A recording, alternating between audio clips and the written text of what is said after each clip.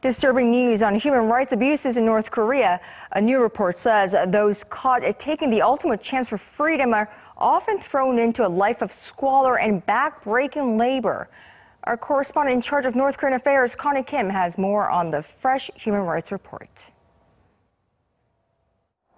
North Koreans caught defecting are often sent to prison camps located in Kaechon-si or Hweryong-si.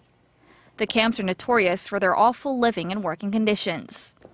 Former prisoners report having had to live behind a 3-meter-high fence and say they were categorized according to their health and workload.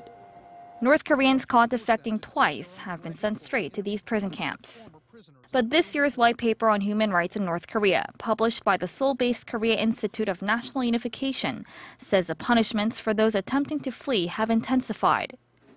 Those caught defecting even once are immediately sent to the camps. The harsh realities that prisoners face are documented in the testimonies of 180 defectors who were once imprisoned at the camps. One defector described an incident where a female prisoner was brutally beaten for dancing. Another defector said prisoners were beaten up if they didn't fulfill their daily quota for work.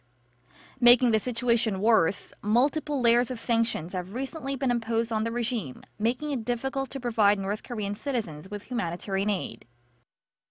Experts recommend that government organizations and private institutions should aim to devise policies addressing the North Korea's human rights issues separate from the sanctions imposed on the North. Currently, the Justice Ministry and private institutions are researching the human rights situation in North Korea, and the Unification Ministry recently said it will establish a North Korea Human Rights Record Center.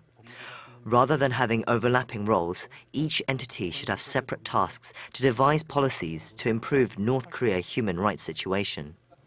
The general consensus among experts is that efforts to improve human rights in the North should be planned with long-term goals in mind in preparation for a reunified Korea. Connie Kim, Arirang News.